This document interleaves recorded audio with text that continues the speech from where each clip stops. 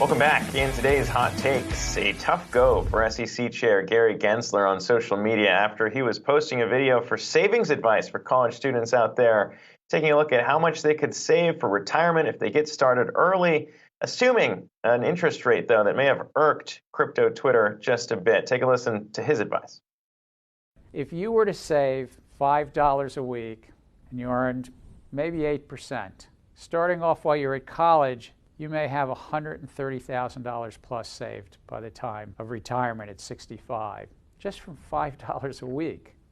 But if instead you waited until, let's say, you're 40 years old to start saving, to get to the same numbers, you'd need about $30 a week.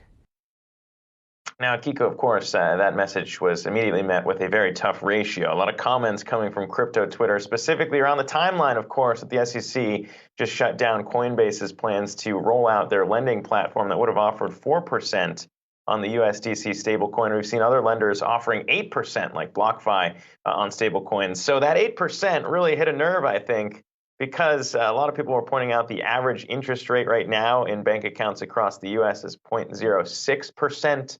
So assuming that 8% really had a lot of people trolling the SEC chair on Twitter. I will say, Zach, I'm not sure if I'm allowed to say this on a financial network, but I was not thinking about savings in college. So what I've learned from this, and you're right, that the timing of this certainly not good at a time when there is debate. And, we've been talking about this a lot about what they did with Coinbase and that 4% yield and the product they initially had proposed. So that's not a good look. But, I'm surprised at how many people are actually thinking about savings. I mean, that to me was a revelation because I was certainly not thinking about what percentage the yield would be on any kind of savings account when I was in college, and I was just spending money. Yeah, I mean, I guess that's kind of what the position he took on here was like, look, I don't want to talk about spending. We'll talk about savings instead.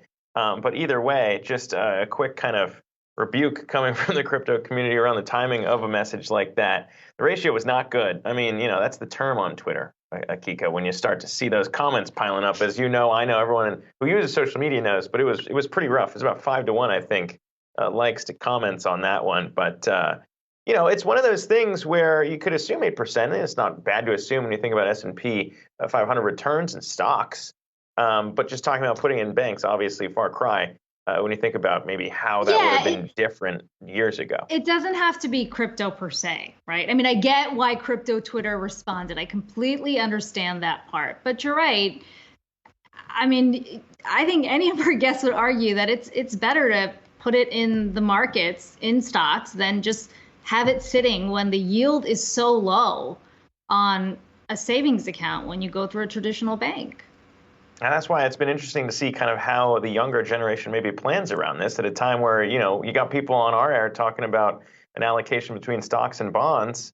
But at the same time, you got other people saying, bonds are completely worthless if you're only, as you said, the yields are so low. What's even the point of putting it in the portfolio if you got so much time to save for retirement? That's kind of the benefit if you're a younger saver out there. So it is interesting to kind of see this generational divide around crypto, the advice around saving if you're assuming 8% and how low interest rates are in the bank right now. But we'll leave that one, I suppose, expectations have shifted, right? You're right. The expectations have completely shifted. If you can get more of a quick return, why sit around and just wait for that 0.6%?